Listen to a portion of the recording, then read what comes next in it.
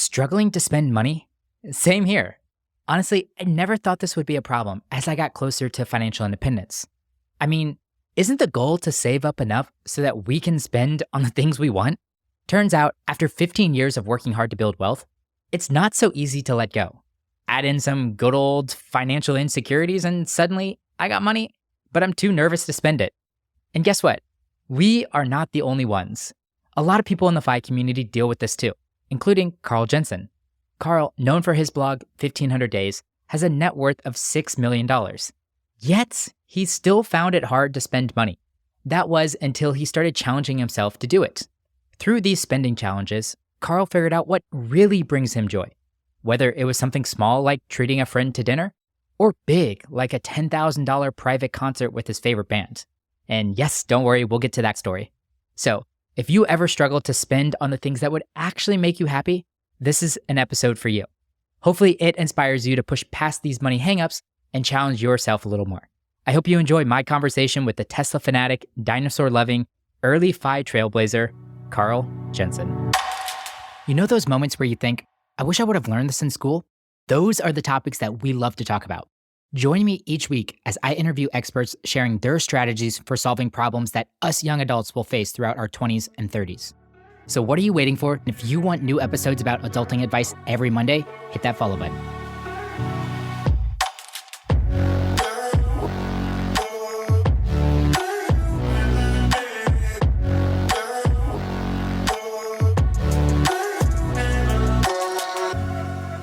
Carl, I'm excited for this conversation. I feel like we're overdue for a conversation. I've known of you for a while now, but we finally got the chance to actually meet at FinCon.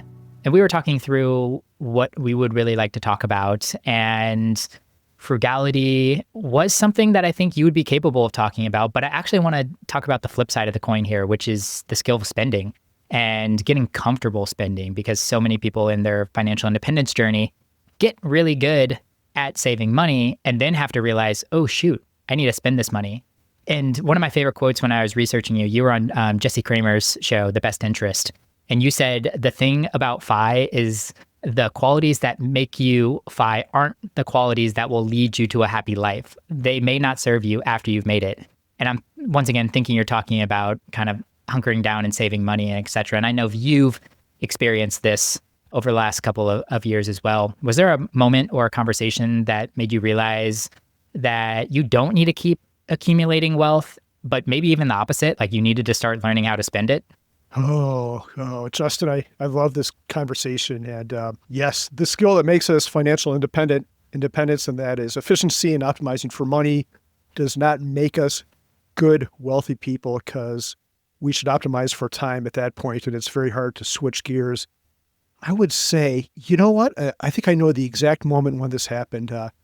One of my favorite bands of all time is called the Webb Brothers, and they never made it big in the US. They were pretty big in the UK, but they never made it huge here. They were trying to do a project where they released old material, and they had this thing on Kickstarter. The big prize was if you gave them $10,000, they would come perform a concert for you. To back up a second, I'm a person who goes to the grocery store and compares prices on cottage cheese. Like if something's going to expire and it's on clearance, I will buy it, even though I might not like the product that much.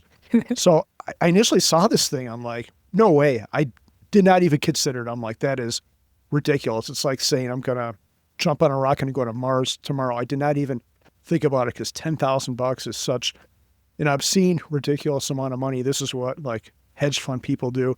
But it stayed in the back of my mind, and I looked at it like a month later. I'm like, I've loved this band. I listened to their music probably every week for the past 2 decades. This would be an incredible thing. So I went up to my wife, Mindy. I'm like, hey, this band is doing this thing. And I kind of, in the back of my mind, I wanted her to shut me down, saying, no, that's completely ridiculous.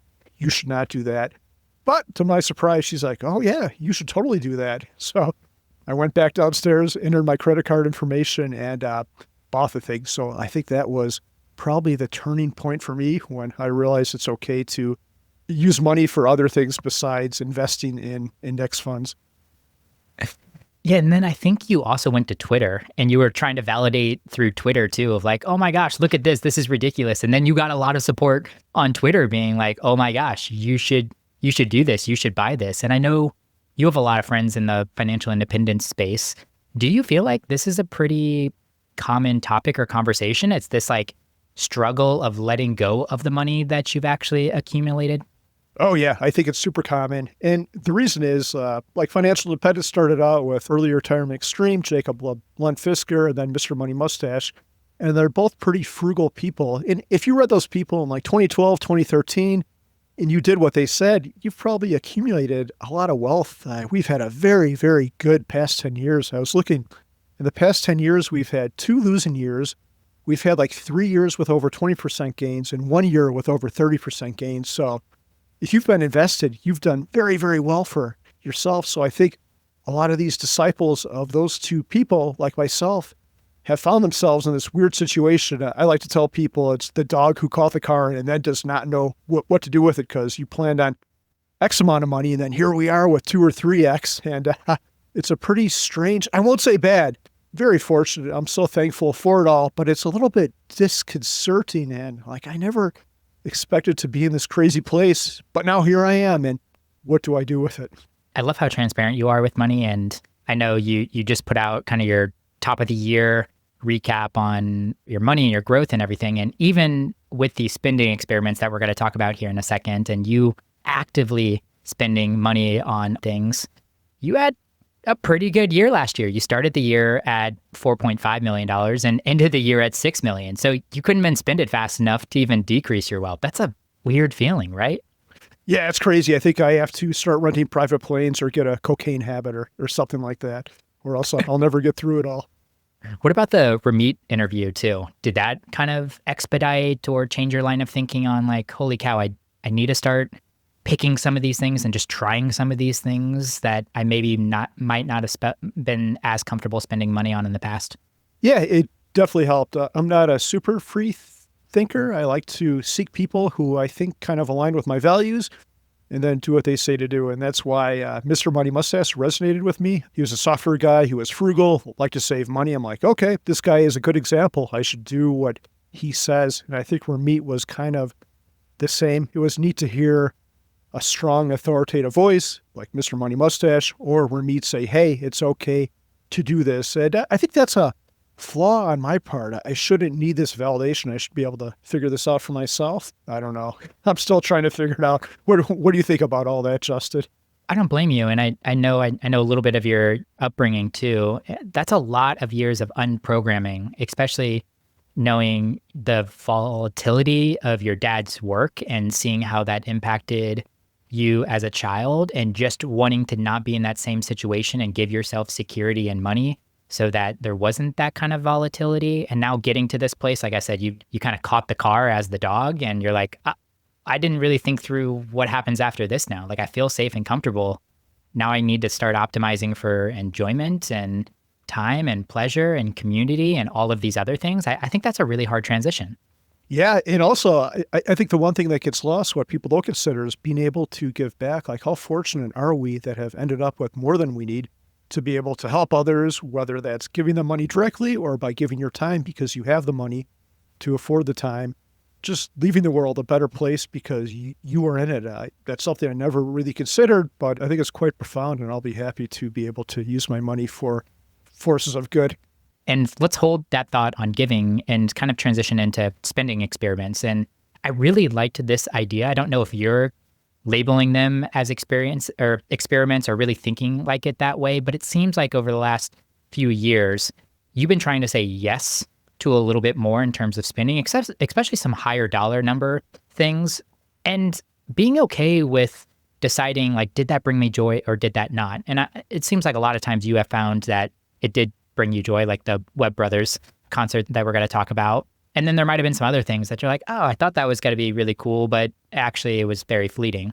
So on the topic of giving, it seemed like one thing that I heard you talk about that you've done, I don't know if you're continuing to do it, is giving away scholarships for financial independence. I think to like go to financial independence conferences or get education in this. Are you still doing that? And either way, yes or no, did that kind of make the impact that you were really hoping it did? This past summer, we gave $2,000 to Dan Cheeks, who has this group called Cheeks Freaks. He's a high school teacher, and he tries to set his students up for financial success. So we paid for 4 of them to go to a Camp FI. The reason I think that's so important is being around other people is what it's all about, being able to be inspired by the community, because we all say we want money, but I don't think we really want money. We like the things we think money can buy. And being around people who are living this financial independence life, being able to travel, being able to volunteer, being able to do whatever lights them up, I think is a pretty cool motivator. So yes, we set 4 people this past summer, and we'll probably do the exact same next summer. They sent us a thank you card, but I haven't talked to any of them personally, so I don't know what effect it did or did not have. I can't imagine. I don't think I've ever talked to anyone who has gone to one of these events who has been like, that sucked, I'll never go to that thing again. So, some people complain about the food. It's not, you're not going for Michelin star food, although I think it's great. But I can't imagine that any of them went and had a negative experience, although I would be curious to know. But yes, we will continue to do that. I think it's so cool if you could reach someone young, because if someone's 70 years old, and this actually happened to be real quick side diversion, Justin. I went to this thing in college. I was a science major. My girlfriend at the time was a business major. She said, let's go to this investment seminar. And my reaction was, that sounds like the worst thing ever. I do not want to go to this at all, but I'll go with you because we're dated. So we go to this thing, and it turns out it was good. It was a nonprofit thing where they told you how to invest, index funds, 12B1, 121B fees, and all this kind of stuff. But the really interesting thing was everyone in that room was like 70 and up, except for us. I'm like 20. And at what point this guy locks eyes with me, one of the teachers, and says, hey, you're young. If you implement this stuff, you're going to do very well for yourself. And I thought, wow, that's profound. But meanwhile, everyone else in the room was like 70 or 80, like their time is over. If you really want to make this stuff work for you, you have to reach people when they're young, which is also the hardest. It's like this paradox, right? The people who least care about it are the ones who should most care about it. So if I can give money to hopefully change some lives and get some people to think about this a little bit more, I am completely game for that. That's cool. Are you giving or being charitable in other ways right now, or things that you're also considering doing kind of outside of the scholarship, personal finance space? Yeah, there's some smaller scale stuff we do. We have a couple people in our family with multiple sclerosis, which is a horrible thing to have. It's very expensive and can be very debilitating, so we donate to that. My blogger friend Jay Money, Budgets Are Sexy, has this very informal thing where he just goes out and helps people in the community. I just sent him $100 yesterday. I'm kind of shy about it all because I don't want to, I never want my name on the side of some building, but I think it'd be pretty cool to leave the library enough money so they could put an addition. Not with my name on it. I'd probably make him name it some silly thing like Choose FI or something like that, or Seek Financial Independence. I don't want the glory of it, but we look forward to giving stuff away probably once our kids are out of the house, after I've paid for their education, which is probably another flaw in my thinking, because we do have enough now. Could and should do a little bit more now, but in the end, we'll probably give most of our money away. Let's start talking about some of these other spending experiments. And I liked, after that Ramit conversation, kind of one of the very first things that you did was like audit your day-to-day life. And unsurprisingly, you were like, actually, there wasn't really that much I wanted to change. And I think there are some like bigger, more spontaneous opportunities that we're going to talk about. But I did hear like the one thing that you did do was hire a cleaner. Are you still doing that? And did that make the impact you thought it was going to? Yes, and it has made more than I thought it would. It's so nice. Neither of us mind cleaning, but we're just so busy and we've got kids. So it becomes a time priority thing. Like we could go on a hike with the kids, or we could all spend some time moving rocks around the yard or washing dishes or cleaning the dishwasher. And I'll stop back there a second and say, I still think it's very important to make your kids do chores and give them work. And we do that. It's just that I don't want those things to consume my life. And if I could pay someone to scrub the toilets and wash the floors once a month, we are going to do that. And that's money very, very well spent. I've learned we have a rental property that we do monthly rentals, and cleaning is an art form. You go over that sucker like 3 or 4 times and you think you've cleaned it the best in the world. And then you get someone in there and they're like, well, I was a little bit disappointed on the cleanliness of this house. Like, well, so having a professional do it makes a big difference. And some people actually enjoy it, which I do not. Yeah. Why do something I don't enjoy when I don't have to? It's I admit it's a very luxurious thing, but and it's a small thing. It doesn't cost that much, but it's probably one of the greatest happiness increasers that we've done, which I think is profound because I think when people think about these things, they think of the big ticket items like I want to go to this exotic place or let's buy season tickets for the football team. And I think most of the experiments we've done that have made us happiest aren't the big ticket things. It's like having a credit card that gets us into the lounge. So when we do travel, we can get some nice food before the flight, or having TSA pre-check so we can wait in a shorter line, or spending a little bit more money for a hotel or an airline ticket so it's more convenient or closer to the center of the city so we can optimize our time where we're at, wherever we're at. But just in the day-to-day life, I can work on cars. I've rebuilt engines, but I hate it. So one of my cars needs new brakes now, and I think I am going to outsource that. Unless you want to come up, Justin, and replace the brakes on my Honda. You don't want me changing your brakes. No, you don't want that. Got it. Noted. I like it. And it sounds like two of the things that you're optimizing there is time and convenience. And I think many people find those are happiness drivers and in the long run. And a couple of just like small comfort or convenience increases. And then of course, any time that you can get back and allocate it towards important things like spending time with your kids, I think is well worth the money, assuming that you can pay for it. Any other services that you've considered or tried that you could buy your time back on? Oh, services. Okay, this is a good one. Mindy likes to cook.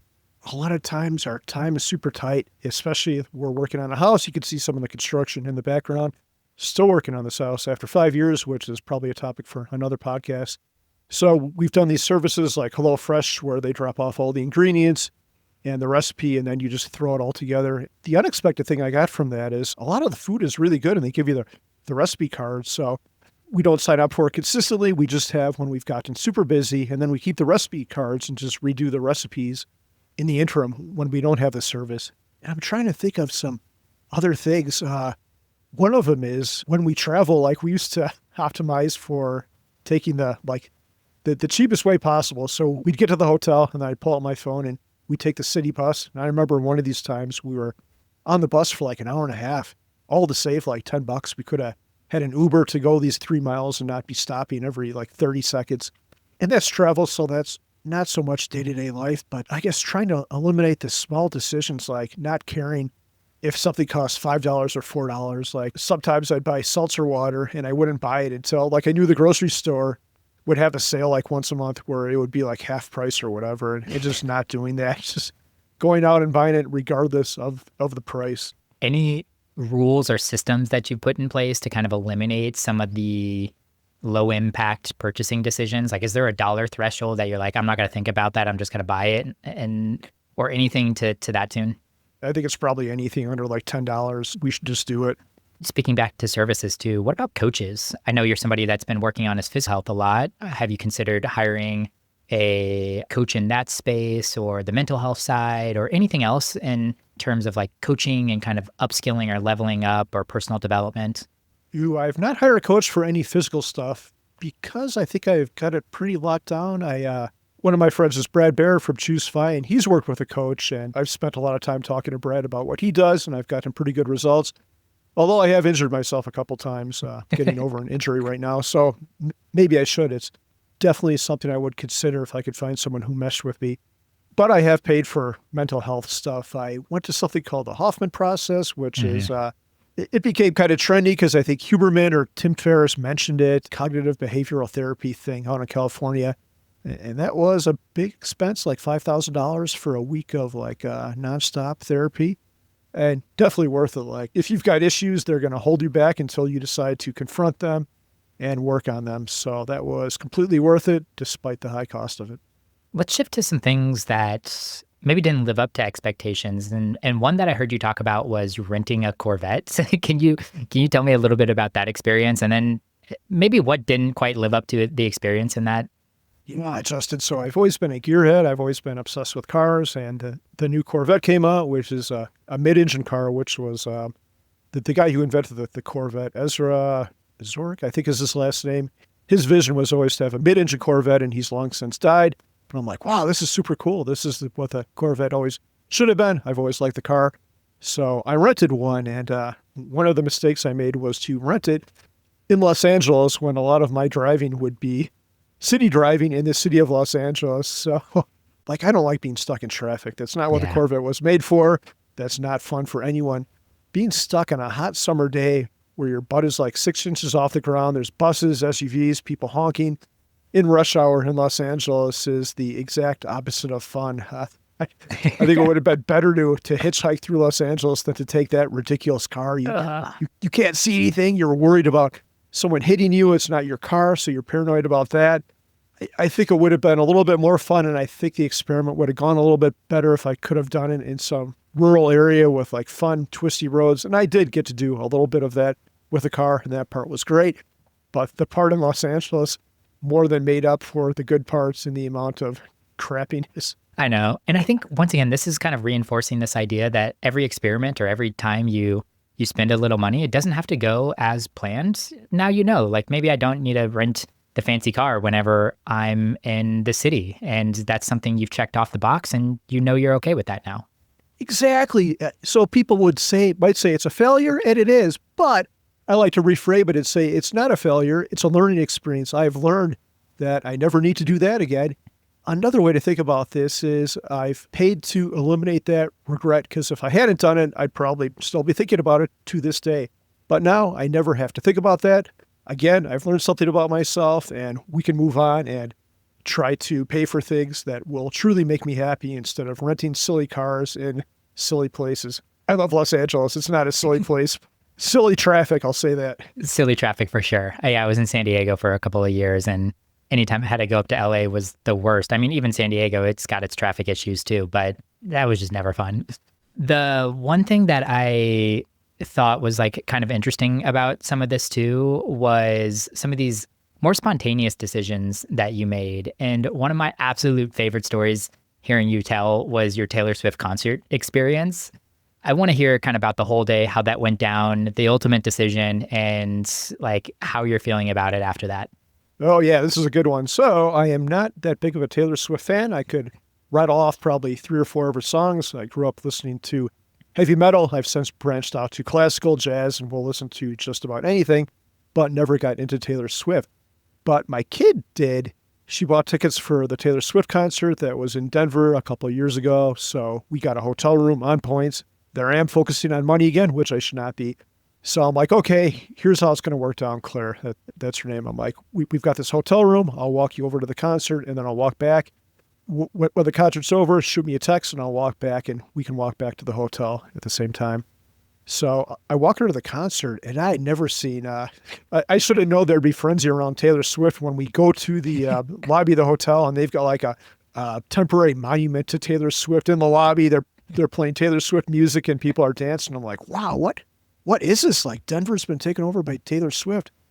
So we walked to the show, and I've never seen anything like this. The energy around this was just crazy. People are yelling and screaming, and it was still like 2 hours before she was going to go on stage. I'm like, this is kind of interesting. I kind of wish I would have bought a ticket for it. But then I'm like, well, why can't I? I should go back to the hotel room and see what they're going for. And I had kind of casually looked before, and they were all like $2,000 on up. I'm like, I'm crazy, but I'm not that crazy. So anyway, I'm like, I'll give this one more chance. I go back to the hotel room, pull up this ticket site, and they had dropped because the concert, she was going to go on stage like in half an hour. So I'm like, okay, this is going to be like, I forgot what it was, like 750 or maybe a 1,000 with fees. I'm like, this is a very ridiculous, very last minute idea, but I'm going to pull the trigger on this because I think I will regret it if I don't. So I did. I kind of had to run back because it was very short on time at that point. And I think I got my seat. They've got this countdown for Taylor Swift, and it was on like 8 seconds. So I got there with 8 seconds to spare. It was good. I don't think I need to pay to see Taylor Swift again, but I appreciated the experience, like the spectacle of the whole thing. Like she's a top tier performer. Really good show. I was able to sing along with 5 of the songs. I stood next to like 4 screaming girls and maybe a 30-year-old couple who were suspicious of me because let me tell you, I've got like my trucker cap on and this white T-shirt. So I was probably the most out of place guy there. One real quick funny story is maybe a third of the way through the show, there was silence, like Taylor Swift was preparing for her next song or whatever. And the guy next to me kind of is giving me the side eye, kind of looking at me with suspicion. I'm like, this is kind of weird. I wonder what's going on here. And he kind of looked like he wanted to ask me something. So I'm like, hey, what's up? He's like, yeah, do you mind if I ask you a question? I'm like, okay, what's coming now? He's like, are you just here by yourself? Like, are you actually here with anyone? And I'm like, oh, yeah. I can see my daughter. She's up there in the stands. We couldn't get a seat next to each other. And he's like, oh, okay. So I think he thought I was some kind of like old creeper or something like that. Yeah, you would definitely be out of place, I think, at that concert. I would expect you with the young one next to you or probably not there whatsoever. It was super cool. No regrets. We actually tried to go to another show, but the tickets were even crazier. So that was the end of that one-time experience. Did you text your daughter and tell her that you were coming to the show, or did you wait till after the show ended to let her know? I did. I texted her, and the ironic thing was, because I waited until the last second, I was like, I had super good tickets. There was points in the show where I was probably 50 feet away from Taylor Swift. I could send you some. I've sent people these photos. They're like, oh my God, what body part did you sell to get those seats? So I'm like, Claire, let's switch seats. You need to take my seat. I'm much closer. Like she was up on some second tier and I'm like 20th row from the side of the stage. And she's like, no, Dad, I think you should experience this. I'm like, no, I shouldn't. You're the fan. But yeah, I could see her way up there and she could see me, but she would not switch seats. Too bad you guys didn't get a chance to like sit next to each other, but I'm guessing the energy, the conversation that happened after the show ended and like for the next couple of days, you guys getting to recall some of the songs and the things that were happening on stage and like all these things, I'm guessing made you really close with your daughter and you got to like have that shared experience, although you weren't necessarily sitting next to her. Is that fair? Oh, that's so true. So if I had not bought the ticket, what we'd be talking about right now is my regret over not doing it. But since I did do it, my daughter and I, although we didn't sit next to each other, have a memory that we could talk about for the rest of our lives. And I think she probably still thinks about that show on a daily basis. And we joke around about it all the time. So yeah, completely worth it. One of those memory dividends, as Bill Perkins would say, and die with zero. Yeah, I'm honestly regretting it a little bit. So my girlfriend is a huge Taylor Swift fan, follows everything. She's watching the live stream if she's not at the concert. She went to 2 of the concerts on the last tour. And I did kind of regret not going to a show with her. I'm probably in similar vein as you, a very lukewarm at best Taylor Swift fan, especially compared to some of the other people that I see out there. But I think it would have just been really cool to experience the show with her and to like be her hype man at the show. I thought that would have been a really fun thing to do. Yes. So I'm curious, Justin, if you could see any band, like what is your favorite music or performer? Oh, I actually see a ton of music. That's one thing that I don't really cheap out on much. I'm usually good for 3 to 5 music festivals a year, and concert tickets, I kind of have the rule. If it's under $100, I'm just going to buy it. So I've probably seen most of the people that I want to see. A lot of people that are still kind of on my list are nostalgic for me, and I'm 31. So we're talking kind of like early 2000s punk pop bands are kind of the last on my list. And some of them are like resurfacing. And I bought tickets to Bonnaroo in 2025. Actually, the lineup just dropped yesterday. And Avril Lavigne is on the lineup. And I was kind of an Avril Lavigne fan when I was younger too. So I'm actually a little stoked to see her and like perform at a show. So yeah, I think I've checked off most, but it's always fun to see new people and to hear new music. Super cool. Let's kind of transition to the Webb brothers. I know you shared a little bit about this whenever we were first chatting here. So they put out this kind of Kickstarter campaign, and the top tier was a private show for $10,000. You went to Mindy, you went to Twitter, you were hoping that they would validate the fact that this is completely insane, but they did the opposite and they reinforced the idea of like, oh my gosh, you've been listening to these people for 20 years, you should do this. And I know there was a lot of things that kind of came to be to actually get them to Colorado and the concert experience itself. At the end of the day, was it worth it? Like, do you look back on that and you're like, oh my gosh, I would pay that amount, if not more than that amount to experience that day again? Yeah, it was absolutely the latter. I would totally pay that amount again. I would completely redo the thing. And what the whole thing was is they would come on and put on a private concert, so I could have just had them come play in my basement or something like that. But what fun would that be? I think we should talk about this a little bit more, baby. Maybe I think some of our best experiences, it's not necessarily doing something by yourself, it's sharing it with friends. So what I told them is, hey, I'm going to get a venue that can host about 100 people. I've probably got like 20 or 30 people that would like to see them, like friends. They're kind of an obscure band, so I don't think a lot of people knew about them. But after that, I want you to invite whomever you want. So there were people from all over the world at this thing. There were people from Australia, a lot of people from the UK, because that's where they blew up. So like the first thing I'll say about this show was the music was excellent. Super nice guys. I was a little bit worried about that. Like, are they going to be rock stars, like throwing the guitar through the window or some nonsense like that, or just be jerks? And it turns out they weren't. Super nice people who I still talk to this day, and very surreal. Like, if you've got a band you really like and they don't blow up like you think they should, like, I think this band could have been the next Beatles. That's who people compare them to, but they just never caught their audience or whatever. Like, I feel bad for them, and I wish they would have done that, but how fortunate am I that I can do something ridiculous like that? So number one, I was so thankful to see and hear the music and meet these people. But number two, to share it with a big group of people who were so excited to see them. Like, they hadn't performed together in decades, and to bring this band together and these people from all over the world, to just see the energy and the gratitude from these people to be able to do something for others was super nice. Yeah, I would completely do this again in a heartbeat. I love that you brought up the community aspect of it. I felt like that was kind of one of the major lesson learned that I picked up from you through these spending experiments. It's like really cool to do these like amazing things, the helicopter ride, the Taylor Swift concert, the Webb Brothers. But I routinely heard you talk about, but the people that did it with me, and sharing that experience with other people was so incredible. And I'm guessing, yeah, sure, it'd be cool for maybe 3 or 6 months to just like go do whatever I wanted to do, solo travel, go to every festival or concert that I wanted to. But I feel like I'd get a little like bored and lonely if it wasn't with the people that I really love and care about. And I love that like you've been utilizing some of your money to make it easy for people to say yes. Like, one of the last things I really want to talk about, I think, is the cruise that you went on with your family, and you just being like, hey, they've always wanted to do this. Let's just pay for the cruise and go for it. Was that through the cruise? Did you know ahead of time that you wanted to spend money on things that you could do with other people? Or was that kind of a lesson learned through the actual experience of the cruise itself?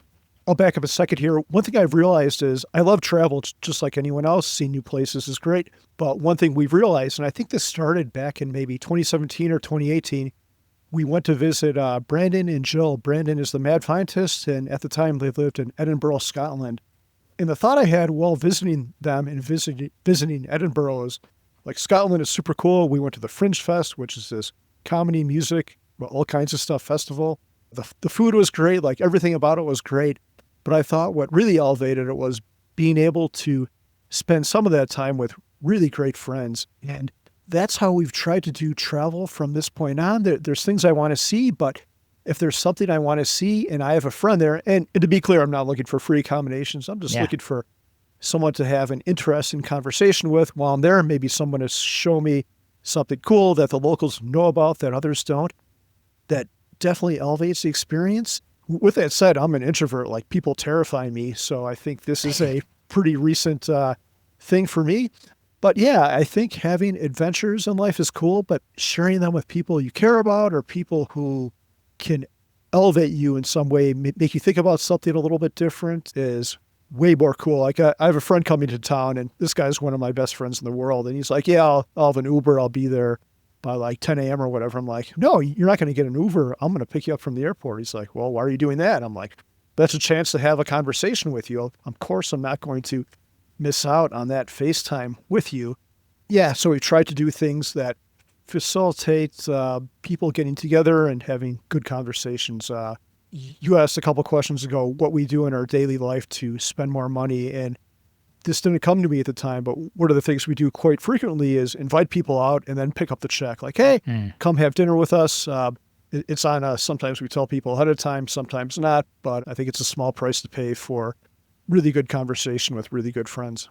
Yeah, I feel like you did that at FinCon, where you're just like, no worries, we got this. And I think that's really cool. And Yeah, I think that's a great idea, especially for people that are still kind of on their wealth building journey that want to go out and they want to do fun things, but they're just not able to. And we talk about that sometimes. I had somebody on, oh man, maybe a dozen or so episodes ago, and we were talking about friendship and when friends are in different places whenever it comes to money. And sometimes you can get frustrated at a situation like that, especially young people. It's like you really want to go to this concert and you know this other person really likes that band too. So you ask them, but maybe the tickets are just a little out of their budget. Well, that's a decision that you can make. And of course, you can go solo. You can try to guilt trip them into spending the money for the show, or you can just like buy 2 tickets and be like, hey, like, let's go have a fun time. I think you're going to really enjoy this. It's no big deal. And I'd really love to have you there. And I think as I'm getting closer and closer to FI, I'm trying to do a little bit more of that too and create some of these shared experiences that way. That's awesome. And yeah, hopefully when they get close to FI, they turn around and do the same thing for others who aren't in the same financial position as themselves. Pay it forward. No doubt. Well, Carlos, we're wrapping up this conversation. I want to talk about one thing, which is your job and exiting, leaving your job, leaving corporate America. You were talking that you became Mr. 1500 because at some point in time in your career, you're like, man, this is too stressful. And if I continue to do this, I'm literally going to kill myself at work. How do I retire early? Of course, you found a lot of people that we were talking about right now. And you're like, cool, this is actually just a really simple math problem. And you did the math for yourself and you're like, it will take me about 1,500 days to get there. It took shorter because the market did really well, but you actually ended up sticking around at your job longer than you needed to. I don't know if that's the right verb there, but you can correct that. And I've heard you talk about it in a little bit different capacity. Some of it was just like, hey, I don't want to leave my work friends and I'm not sure how I'm going to fill my time. Another part of it was you were just too chicken and you were sticking around at your job for a little bit longer. Can you talk through kind of that last year of your corporate experience, kind of what you were feeling and kind of how you ultimately decided that you were going to leave the job? Ooh, I think a lot of this for people is tied up in identity. Like, I think this is especially a problem in America because when you meet someone for the first time, how often is the question after you introduce yourself, how often do you ask, what do you do? And that's kind of our identity. That's how we define ourselves by what our job is, which is, I don't know how we ended up in that spot, and I don't know if other places in the world are the same. I think that's probably the problem for most people. But with that said, I don't think it was my problem. Really terrified of being bored. I can't sit still. I usually walk 25,000 steps a day, and I'm not really actively trying to do that. It's just because I like to be up and moving and doing things. The thing I was so worried about is not having purpose, not having some central puzzle or problem to solve in my life that would be at the core of my routine. I think routines are very important, but I felt like I always needed some core thing to keep me busy. And as soon as I quit, I started writing software for a friend, just doing it for free. So I jumped to doing the same thing, only not getting paid for it, which was quite silly now that I think about it. Here I am, Jesus, almost 8 years later. I stopped in April of 2017. And I wouldn't say I still struggle with it, but it probably took me almost this whole time to just give myself the grace that you don't have to be busy all the time and it's okay, and to really find happiness and not having some core purpose in your life all the time. I still do think I need it most of the time, but it's okay to just sit around and take a walk or go for a hike. One thing I've started doing, Justin, actually this year, there's a lot of snow on the ground now, but when it's not snowing, I drive up to the mountains and just spend a day with myself walking around Rocky Mountain National Park. And I think I would have been very uncomfortable doing that a couple of years ago because what am I accomplishing here? I'm not doing anything. I'm not even getting that much of a workout. I'm just looking at trees, rocks, and waterfalls. Yeah, that was my core problem. I was already remote, so I didn't have super close interaction with my coworkers, although I like them. So that was less of an issue. It was just that their core purpose. And I think we do all need it. The people who don't have that, I think, are struggle and listless, although you don't need a super strong purpose either. I'm all over the place here, but I can never be one of those people who just travel nonstop for a year. Or if I did, I'd have to have my laptop with me and be writing for an hour or two every day.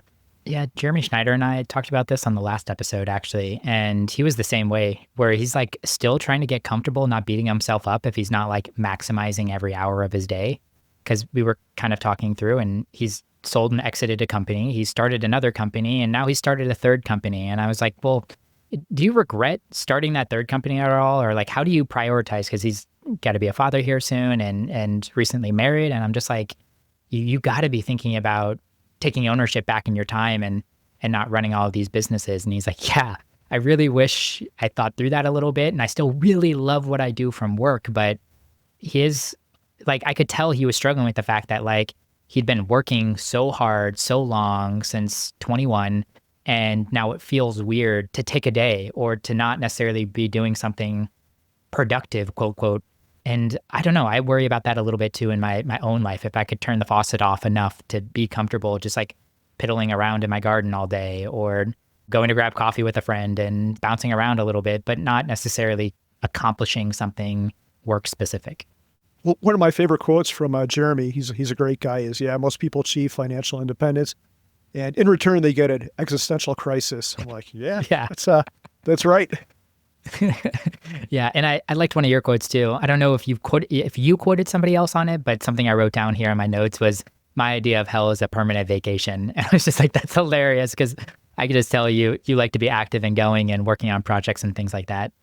Yeah, that is a George Marshall quote. I think he was a playwright. Yeah, that would be hell. I can't imagine, like, I don't know. I go to the beach and I like the ocean. I like going to the beach, but I like swimming in the water or surfing. I see people just laying there doing nothing. I'm like, it gives me anxiety. Actually, I'm like, can't you at least just read a book? Like, how can you just sit there and do nothing? You're driving me crazy. Do you feel protective over your time? I didn't really hear you talk about the reason why you left Mile High 5 podcast, but was that more protection over your time, something you felt you weren't as passionate about, or what was that decision? And I guess maybe the broader question too, do you audit the things you're working on and spending time on, and are you a little bit more protective of things that aren't really filling your cup? One of the things I did wrong when I quit is saying yes to everything. And I really enjoy doing the podcast. Doug and I are still great friends, and I might return at some point. Like right now, I've got 2 teenagers. So the way my day works is they leave for school at about 7. I go to the gym. Usually I'm there for 2 to 3 hours. I have pretty intense workouts. So I'm home at 9 or 10.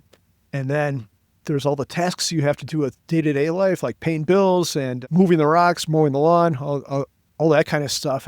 And then 3 o'clock comes, the kids are back at home, and I'm helping them out with homework. I'm doing the dishes, helping Mindy cook. I felt like this seems like such a ridiculous thing to say, but now that I don't have a job, I feel like I'm busier than ever. And I think it's because I prioritize things. Like before, when I had a job, I would often work when the kids were home from school. But now I'm like, you cannot do that. You don't have a job anymore. You got to get all this stuff done between the hours of 7 and 3 or so. I have become very protective of my time. Yeah, I do audit things and I think about them frequently. Like part of it came from something we just talked about. Like I want to make more time for fun in my life. I like to play guitar and I've got a keyboard, and why haven't I played either of them in the whole entire year of 2023 or 2024? It's because you're filling your time with too much other garbage. And if you're really passionate about that stuff, you need to give up something else. So that was the reason I didn't do the podcast. Yeah, without kids, I'd have like another 7 or 8 hours in my life every day. I would probably be doing multiple podcasts. Yeah, that's totally fair. And maybe that's something once they're both away and at college or wherever they go to, you'll start thinking about additional hobbies to fill your time. But I find it really cool that you're prioritizing. I know family seems first for you and you're always prioritizing family. And then second to that is health. I mean, it's crazy. Didn't you say you got like 7.6 million steps in 2024 or something like that? Yeah, I think that's right. About 20,000 steps a day. I'm going for 8 million this year. I Whoa. was sick, so I'm a little bit behind, but we'll see if that happens or not. That's crazy. Are you actively tracking something like that? Or if it just happens, it happens? I do. I have a watch, and I can tell you right now I'm averaging 17,500 this year. So I'm about 4,500 a day behind where I need to be. So I am going to have to step it up. Haha. Literally. Yeah. Well, Carl, I really enjoyed this conversation. It's been fun just hearing your stories and your evolution on Fi. Of course, you're one of the pioneers in the space, so people trailblazing behind you and getting some inspiration from you. It's cool that you're now talking about prioritizing and learning the skill of spending and prioritizing fun and family and all the other things that are super important. So people want to check out more. You're actually a fairly active writer. You have a blog. Do you mind sharing a little bit about the blog and what they can expect if they can go and find you? This is always a little weird, Justin, because I never wrote the blog expecting anyone to read it. It was supposed to be a personal journey, and I thought it might be interesting if I could inspire others to become a little bit more financially healthy, I guess. So the blog is 1500days.com, just the number 1500days.com. I still think it very much is my personal journal. This is how I sort out my thoughts. A lot of times I'll be on the fence about a financial decision or some other big life decision, and I'll sit there and write about it for 2 hours, and that forces your brain to really get into the nuts and bolts of the decision. Often by the end of that writing session, I'll have come to a clear thought and a clear decision. So the keyboard, that blog is my personal therapist, but you'll all get to read it online. I've shared some of my mental health stuff in there. And yeah, if it helps anyone out, that's great. If you think it's stupid and ridiculous, go read CNN.com or whatever. Carl, final question for you. If you had the opportunity to teach a 16-week class to a group of graduating college seniors on a topic that isn't normally covered in the classroom, what would you teach and how would you teach it? So, Justin, I'm going to totally cheat with your question. I didn't tell you about this beforehand, but it would be, I might be a little bit wordy here. It would be a 3-part class. The first part 1 would be about basic life skills. And that one, the focus of that would be, I'll back up a second. I see in modern life, it's pretty easy to outsource just about everything. You can have AAA, so if you get a flat, you don't have to change your own tire. If your furnace breaks, you can call someone and they'll be over in an hour. And a lot of people don't know how to do basic things anymore, like working with their hands.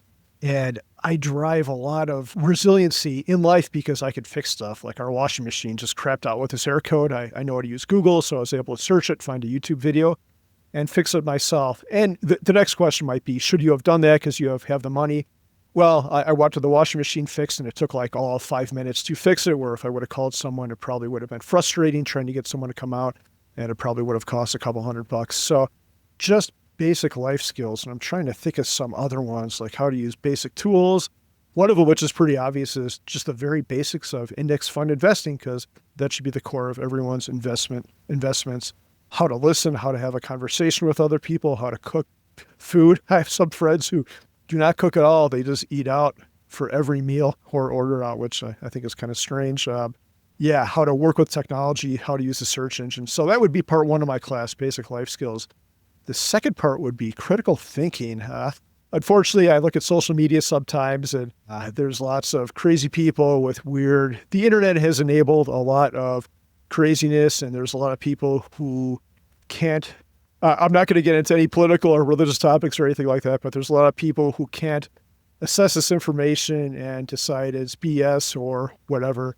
So I think a lot of people have lost critical thinking. There's lots of, I'm putting knowledge in air quotes out there, lots of crazy people out there who now have mouthpieces that they never did in the past because of the internet. So I would try to teach people to think about stuff a little bit better.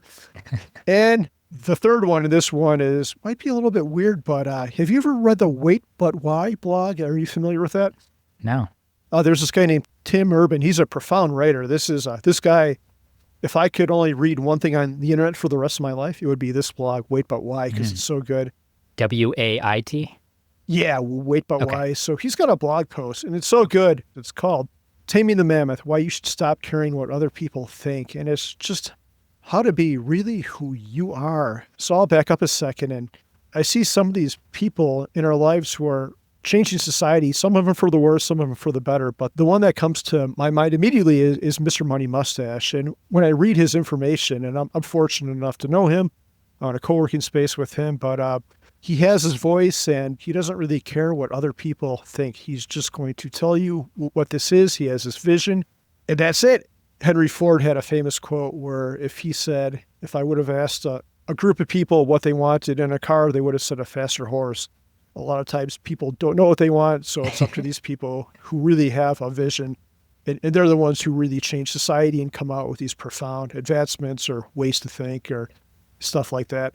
So for my personal development, this blog post, Why You Should Stop Caring What Other People Think, was profound.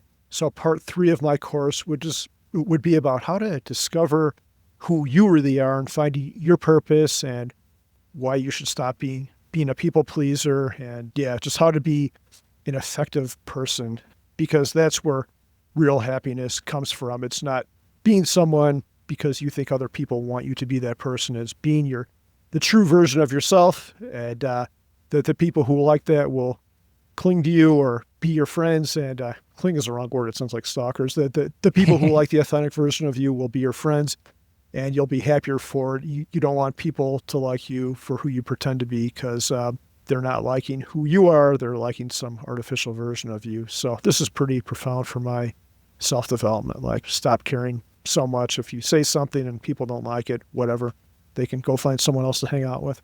I like that a lot. And I think all three parts are super important. My sister and I were just chatting about this the other day, and just the imbalance in school, how we think there should be a bigger shift towards just life skills. Like, at minimum, I would hope that school would just prepare you for life and some of those basic life skills that you're talking about. I like the meta learning aspect of school. I think it could be more pragmatic in a sense, or maybe only going so far. And of course, things like basic math skills and reading and writing, I think, are very, very critical to a literate society.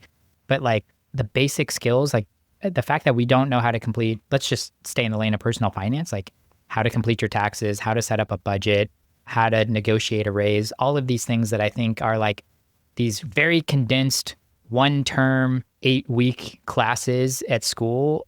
I'm not sure why they're not a consistent theme throughout all of your education process.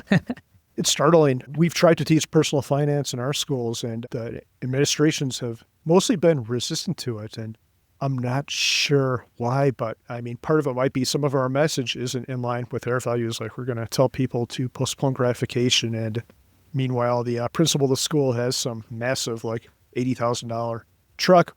I'm not trying to call anyone out who loves big trucks. If he's got the money to afford that, that's great. But if people see that and they don't know the finances behind it, or they don't know they're supposed to save, that's not good. So yeah, why don't we teach these things? I do not know. I feel like part 3 would be a little bit more challenging, though, like how to stop caring what other people think, especially in a critical time like college, where we're still kind of understanding who we are as an authentic person, but also so tied to community and connection with our circles around us. I don't know. That's definitely been one of the biggest learning lessons throughout my 20s, and being a little bit more comfortable and confident on who I am and what I stand for and what my values are and who I want to surround myself, like going into my 30s, was something I had to do a lot of thinking about whenever I changed decades. And I still don't think I'm quite there. Like, I still think it's a really big challenge. Do you have any ideas on how you would maybe execute or teach something like that? Oh, it's so difficult, especially to like a high school student, because we all want to fit in. And humans are by nature tribal, right? We've evolved to depend on other humans. 1,000 years ago, you might not survive long if you were by yourself. You had to be friends with other people. So I think it's a delicate balance. With that, you can't be a jerk. You can't be an a-hole. You have to listen to others and have empathy, which I think a lot of us lack. Like, even if someone has political views exact opposite of you, maybe having some empathy and at least listening to them would make them listen to your views a little bit more instead of backing into your corner. I think that's one of the things we do today. We're so polarized, we're not even willing to consider other views unless they're completely ridiculous, which some of them are.